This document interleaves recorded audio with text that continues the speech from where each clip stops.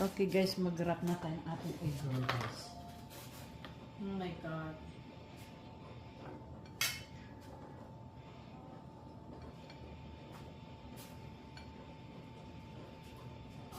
The worm is in front of me. Luto tayo egg roll guys. Ito na atin finished product. Wow, finished product.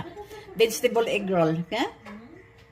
Lutuin na natin. Dahil mainit na ata atin.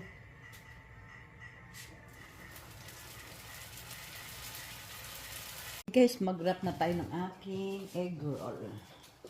Ay, wala tayo itlog. I forgot.